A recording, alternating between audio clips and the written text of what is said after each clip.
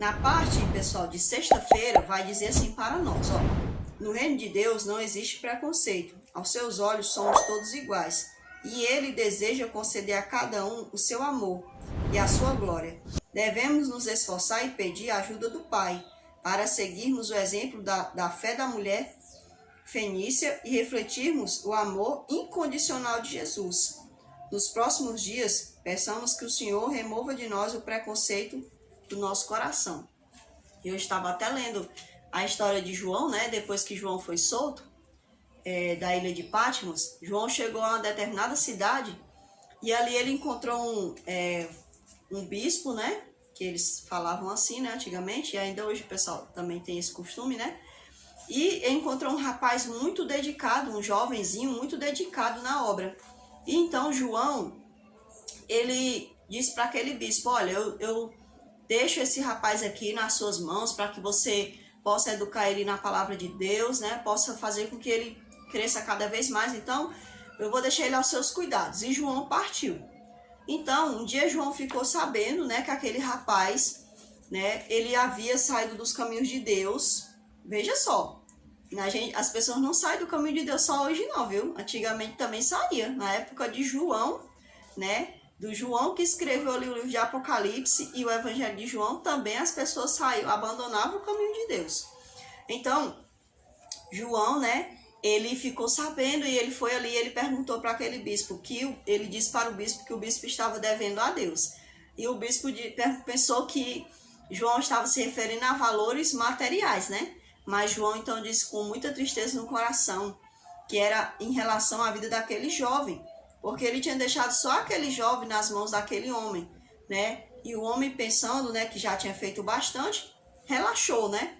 Então João decidiu ir atrás do jovem. Aí disseram para João, olha, ele é assassino, viu? Agora ele não somente vive uma vida pregressa, mas agora ele até assassina ele. É muito perigoso, vive com um bando de pessoas perigosas nas montanhas. João disse, eu não quero saber, leve-me até lá.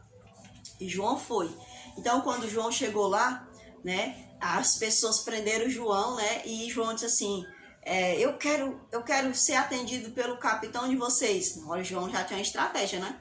Então, João chegou lá. Então, aquele jovem, ele estava com a visão tão apagada espiritualmente, pessoal, que ele tinha esquecido quem era João, acredita? Só que o Espírito Santo de Deus começou a abrir os olhos dele. Ou seja, Deus estava batendo no coração daquele rapaz. Então, muitas das vezes, né, a gente vai esquecendo do amor de Deus, das pessoas que vivem nos caminhos de Deus, né? Então, João, ele começou a falar para aquele jovem o que ele tinha feito com a vida dele. E ele começou, então, a chorar, aquele jovem. Só que a história conta, né, que o rapaz escondeu a mão direita, né? Ele permanecia com a mão direita escondida. E João ficou sabendo, né, que ele estava com medo de estender a mão para João, porque ele tinha matado muitas pessoas. Ou seja, ele havia usado a mão direita para matar pessoas. Então João disse para ele que o sangue de Jesus cobria todos os pecados e que João estava disposto até mesmo a dar a própria vida dele, se fosse necessário, para resgatar a alma daquele jovem. Veja, pessoal, aquele jovem antes era do caminho de Deus e agora ele era o capitão, né, de pessoas rebeldes. Então, além dele, ele tinha levado outros ao mau caminho. Então, ele estava liderando, né, ou seja, ele era um grande líder, né, mas de coisas más. Então, o que é que eu quero contar com essa história? Que João poderia ter tido preconceito, que dali serve mais para nada, abandonou o caminho de Deus, porque acontece muito isso quando as pessoas saem da igreja, né? As pessoas até confundem a igreja com o caminho de Deus, né? Porque tem muita gente que está dentro da igreja, mas já abandonou o caminho faz tempo. Então, muitas pessoas quando saem da igreja, muitos irmãos viram a cara, não querem mais falar com aquela pessoa, porque ela mudou as roupas, porque essa pessoa agora fala de uma forma diferente, né? E tudo mais. Então, onde é que ficou a questão de ser irmão? Esqueceram que antes eles eram irmãos? Quando a gente tem pessoas na nossa família de sangue, a gente não abandona essa pessoa quando essa pessoa começa a andar na vida pregressa, usar drogas ou beber. Não, a gente fica até chateado porque aquela pessoa está se destruindo. Mas você não deixa de falar com ela, você não vira as costas para ela, né? Então, gente, a gente tem que aprender a não ter preconceito com as pessoas, né? Assim como João foi um grande exemplo, né, de uma pessoa que lutou. A história conta que aquele rapaz voltou para a honra e a glória de Deus, voltou para o caminho de Deus, né, se reconciliou com a pessoa de Cristo e com a igreja de Cristo. Então, nós não devemos armazenar preconceitos que sejam destrutivos em relação às pessoas. Se eu tenho um preconceito, por exemplo, eu tenho uma preconcepção em relação a bolo de arroz, né? Mas a minha preconcepção, ela foi analisada, né? Ela foi julgada, e eu, por mim, né, claro. Então, eu cheguei a uma conclusão de que eu condenei, né, o bolo de arroz, porque não gostei. Então, eu tinha uma preconcepção e eu resolvi provar, né, para ver se era bom mesmo, e não foi aprovado por mim. Então, as nossas preconcepções em relação a algumas coisas, pessoal, elas podem ser julgadas, né, e aí a gente pode tirar um veredicto, né? Mas existem essas preconcepções sobre em relação a cor, em relação a país. A gente tem que quebrar isso. Isso aí não leva a gente a nada, não. Tem muitas preconcepções que são maléficas, né? Quando se trata de ser humano, são maléficas. Então, a gente tem que tomar bastante cuidado e analisar, né?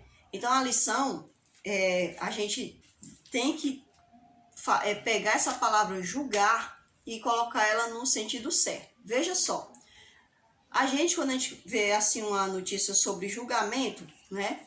Julgamento, apesar de assim, o juiz julgou a causa de fulano, né? O veredicto dele foi a absolvição, foi a condenação.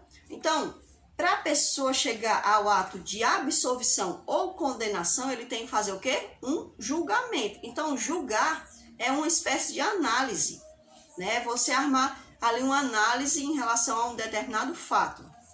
E então, você fazendo essa análise, você pode, então, chegar a um veredicto, né? Em relação a uma coisa. Então, em relação às pessoas, se uma pessoa, ela parece ser uma pessoa chata, aí você tá fazendo um julgamento dela, ela é chata. Mas você analisou, né? Você teve um preconceito em relação a ela, mas você analisou, você julgou, você observou ali se ela de fato é chata ou é coisa da sua mente, né? Ou é o seu eu que está dizendo aquilo. Então, nós devemos ter bastante cuidado e usar, né, as coisas na forma certa, né? Ter um julgamento certo em relação às coisas. Mas vamos aqui olhar com outros olhos. De acordo com a Madre Teresa de Calcutá, ela expressou assim, ó: nós precisamos realizar grandes obras não precisamos realizar grandes obras a fim de mostrarmos um grande amor por Deus e pelo próximo. É a intensidade do amor que colocamos em nossos gostos que os torna algo especial para Deus e para os homens. Então, quando eu vou fazer alguma coisa para Deus, dependendo da minha intensidade com que eu vou fazer aquilo, a minha dedicação, Deus, ele está analisando, né? Então, se você, por exemplo, você vai fazer um presente para alguém, uma lembrancinha, você faz de qualquer jeito, procura se esmerar, né? Aí aquilo dali já tá mostrando de cara que a pessoa não teve amor não, viu? Não fez com prazer não, mas quando a pessoa ela vai pensando, ai, fulano vai gostar se eu colocar isso? Ai, fulano vai gostar se eu colocar aquilo? A intensidade com que ela tá fazendo aquilo, né? A dedicação, isso vai dizer, né, o valor que aquela pessoa tem para você. Então, quando a gente vai trabalhar para Deus, a gente tem que procurar fazer o melhor para Deus, né? Às vezes tem gente que faz o melhor para se mostrar, né? Então a gente tem que tomar bastante cuidado com isso. E se você vai fazer alguma coisa para alguém, procure fazer o seu melhor. Porque pense nas palavras de Jesus: fazer aos outros conforme quereis que ele vos faça. Então, você gostaria que alguém te tratasse mal? Você gostaria que alguém falasse da sua cor? Você gostaria que alguém ficasse te desprezando pelo que você tem ou pelo que você não tem? Né? Então, pense bem. Aquilo que você não gostaria para você, certamente é o que você não deve fazer em relação aos outros, né? E isso eu tenho comigo essa lei áurea de Cristo, né? Desde quando eu era desbravadora, Eu aprendi isso ficou marcado na minha mente. A lei áurea de Cristo é essa. E você tem que ficar com isso na sua mente também. De acordo com Rousseau, ele falou assim, ó, prefiro ser um homem de paradoxo que um homem de preconceitos. Então, a pessoa que vive dentro de preconceitos, essa pessoa ela não vai chegar a lugar nenhum. Ela tem que quebrar essas barreiras, né? Ela tem que parar de viver só com as preconcepções. Ela tem que, de fato, aprender a analisar e se gostar de uma determinada roupa ou de um determinado alimento. Em relação ao preconceito, em relação às pessoas, esse eu digo para vocês, esse é o pior de todos. A gente não deve ter preconceito em relação às pessoas. Porque uma coisa, pessoal, olha, presta bem atenção.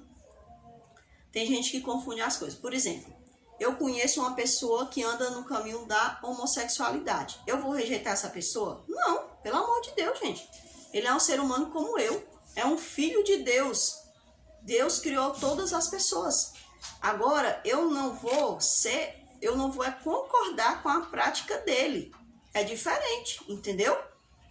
Quando a gente pede a Deus a orientação, ele vai nos orientar como a gente deve se comportar com aquela pessoa, né? Então, a pessoa é um usuário de droga. Eu tenho que entender que aquela pessoa é um filho de Deus.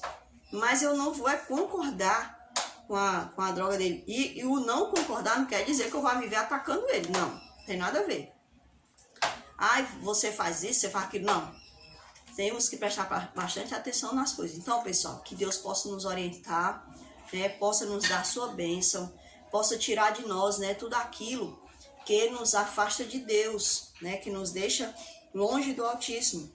E entender que Jesus Cristo é um Salvador para os gentios, né? E a partir do momento em que eu não andava nos caminhos de Deus, que eu não queria saber de Deus, eu era um gentil também. E Jesus me trouxe para a sua maravilhosa luz.